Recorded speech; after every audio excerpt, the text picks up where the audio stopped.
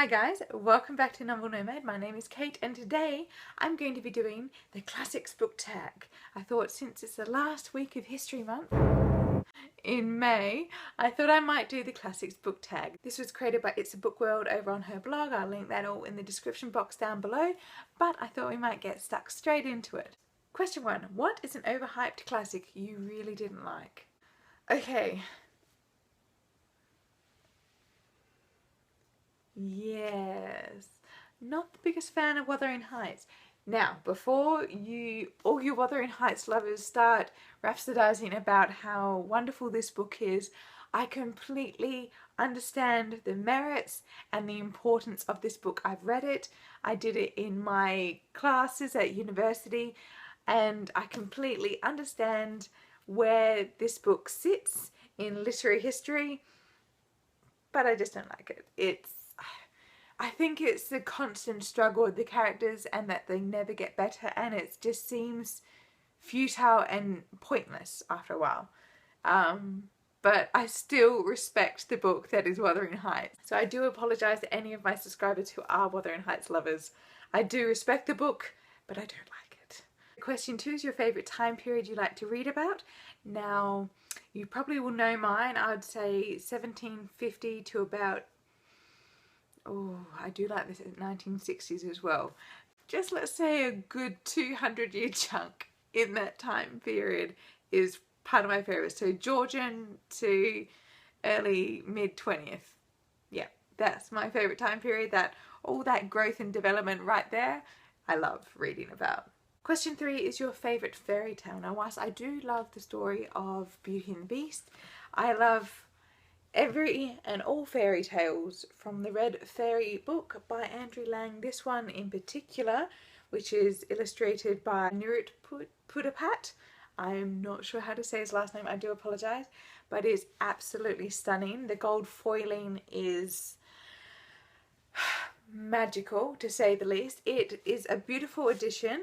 It contains not only beautiful coloured illustrations, but it does contain the stories of the 12 Dancing Princesses, the Master Thief, the Enchanted Pig, Jack and the Beanstalk, the Little Good Mouse, the Six Sillies, the True History of Little Golden Hood, the Three Dwarves, Rapunzel, the Golden Goose, Snowdrop, just amazing stories that you never realise the origins of their fairy tales until you read the Andrew Lang editions. Obviously they have some original editions with the Brothers Grimm and going back further, which are a little bit darker, and I do love I just love all of Angela Carter's works, how she kind of really drew out the feminist fairy tales in many of the stories.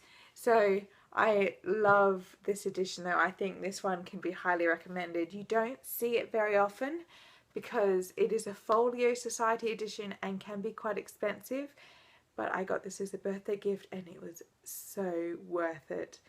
I just love flicking through it every now and then. It's such a treasure. Question 4 is, what is a classic you're most embarrassed you haven't read? And mine is Wives and Daughters by Elizabeth Gaskell. I don't know why I haven't read this yet, but I really want to read it, and I love North and South. So why haven't I read this one yet? It just doesn't make sense to me. It's something that's always been screaming from my shelf for me to read, and I have yet to pick it up. It is a bit of a chunker, but I have to do it because I've even seen the period drama adaptation, and that is beautiful too. So I must read Wives and Daughters. Question 5 is the top 5 classics you would like to read next. And obviously Wives and Daughters is no surprise. I have it on my shelves. I need to read this book. Next is another one that is no surprise, and that is Charles Dickens' Bleak House. I have been talking about this one for a while and I still don't know why I haven't picked it up. I started reading it, you can see where I'm sitting, at the start of the year, and I put it down and I haven't picked it back up again, so I'm going to start again and I'm going to really power through it this time. And it's just amazing what I've read so far, so I have to read this one. The third one on my top 5 is East of Eden. That's a book by John Steinbeck. I had read his Of Mice and Men and absolutely adored it. I just bought a book of his war correspondences, So I really want to get more into John Steinbeck's work. I think his use of language and descriptive narrative power was just beautiful in Of Mice and Men. So this one is definitely high on the list. Next is Ernest Hemingway's The Old Man and the Sea. This is, I think, one of Hemingway's classic books. I managed to find it in this absolutely beautiful edition. It is a completely coloured cover. It is an old 70s cover, I believe, or 60s. And I really want to read this one. It is only short, so it shouldn't take me too long, and I've been highly recommended it by members of my family.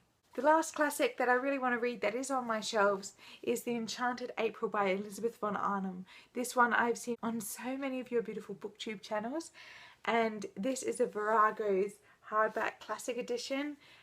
I really want to read this book. It just sounds beautiful and whimsical and magical.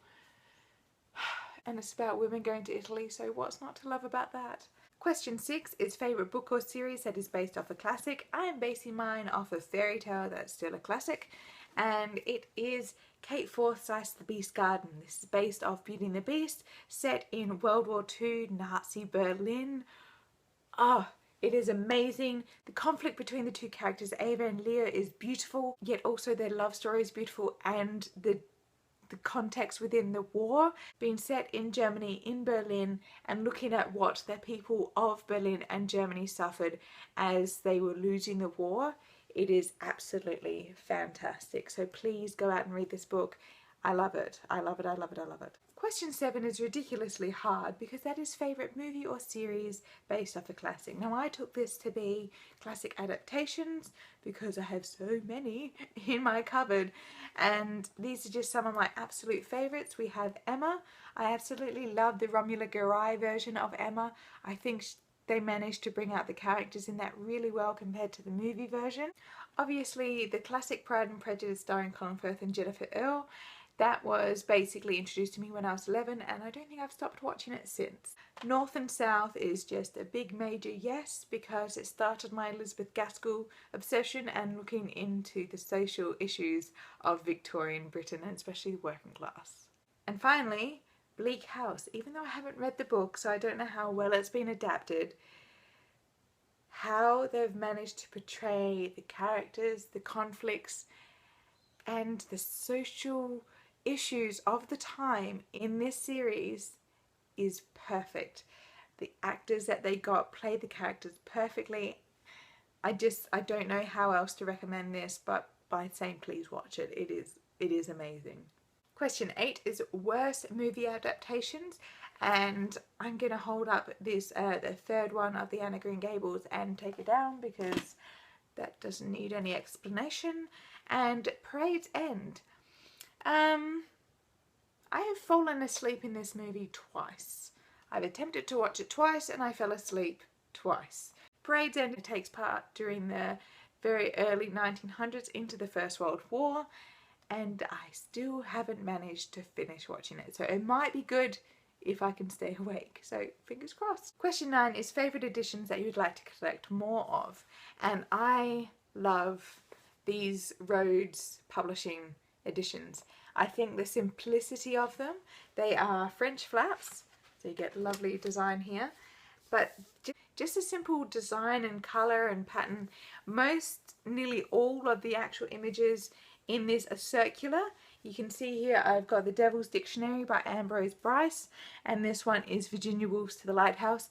I am desperate to get their copy of Frankenstein by Mary Shelley. Frankenstein being one of my absolute favourite classics, but I absolutely love their edition. It shows the bleakness of that is Frankenstein. So I want to get some more Rhodes if I can. Last but not least, question 10 is an underhyped classic that you would recommend to everyone. And I'm sure you know what I'm going to hold up. Miss Pettigrew Lives for a Day by Winifred Watson.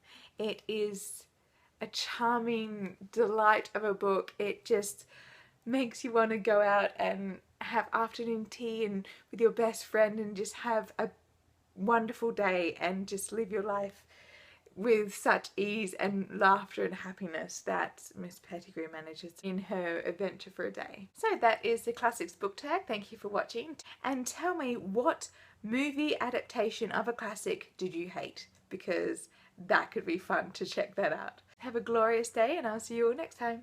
Bye.